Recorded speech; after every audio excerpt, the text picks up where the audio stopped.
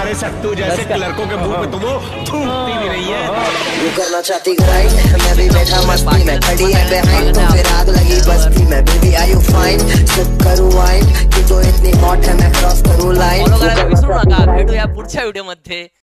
नमस्कार मित्रांनो, मी चित्राम भोरे पाटील आणि तुम्हा सगळ्यांचं स्वागत आहे आपल्या युट्यूब चॅनलवर। तर मित्रांनो, तुम्हा सगळ्यांना या व्हिडिओमध्ये येण्याची आता गरज पडलेली असेल, कारण तुम्हाला असं वाटलं होतं की भैयाने तर सांगितलं की 25 तारखेला आता राऊंड चालू होणार आहे किंवा फार्मच्या डेट ज्या आहेत तर त्या BSc ॲग्रिकल्चरचे निघणार आहे, त्या निघल्या का नाही।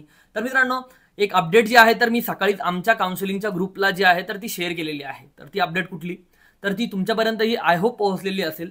तर मित्रांनो, तुमच्या आन्सर की ज्या आहेत, म्हणजे आपण एका व्हिडिओमध्ये जर जे आपले रेग्युलर व्ह्यूअर असतील, जे आपले सबस्क्रायबर असतील, त्यांना माहिती आहे की मी एक प्रश्न उपस्थित केलेला होता की जसं नीटच्या बाबतीत घडलं तसं CETच्या बाबतीत घडतंय का। कारण मित्रांनो, की जे ॲव्हरेज विद्यार्थी होते त्यांना सुद्धा मार्क जे आहे तर ते कमी आलेले होते या CETच्या एक्झाममध्ये। त्यांचं असं नेमकं काय झालं की त्यांना 12वी मध्ये चांगले मार्क्स होते आणि CETच्या परीक्षेतच ते अचानक कमी त्यांचा स्कोर जो आहे तर तो झाला पर्सेंटाईलमध्ये। तर मित्रांनो, त्या विद्यार्थ्यांसाठीच, त्या शंका दूर करण्यासाठीच काही पालकांनी सुद्धा हा प्रश्न रेज केलेला होता आणि याच्यासाठी CET सेलनं 27 आणि 28 तारखेला वापस आन्सर की जी आहे तर ती जाहीर करण्याचं ठरवलेलं आहे, किंवा विद्यार्थी जे आहेत तर त्यांनी कुठले कुठले आन्सर लिहिलेले होते ते बघू शकतील पुन्हा एकदा त्यांच्या लॉगिनवर, आणि त्यानंतर काही तक्रारी असतील तर ते पाठवू शकतील। मित्रांनो, या कारणामुळेच ह्या डेट ज्या आहेत तर त्या लांबल्या जाऊ शकतात किंवा अगोदरही येऊ शकतात। ते आता CET सेलवर डिपेंड करतं त्यांना कधी टाकायचं आहे ते। ओके, त्यानंतर मित्रांनो 26 तारखेपासून जे आहे तर ते डिप्लोमाचे ॲडमिशन जे आहे तर ते चालू होणार आहे।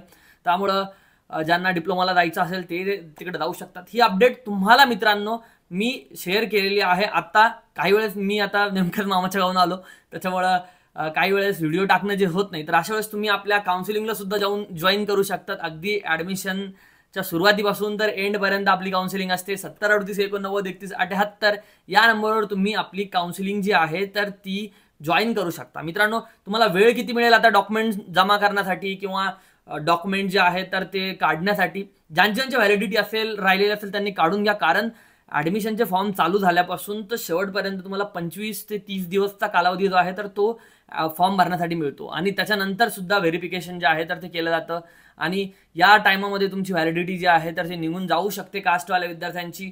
आणि मित्रांनो, या सगळ्या अपडेट साठी तुम्ही आपल्या चॅनलला आतापर्यंत जर सबस्क्राईब केलेलं नसेल तर प्लीज सबस्क्राईब करा। मित्रांनो, आय होप तुम्हाला आजचा व्हिडिओ आवडला असेल। भेटूया पुढच्या व्हिडिओमध्ये। जय हिंद, जय महाराष्ट्र।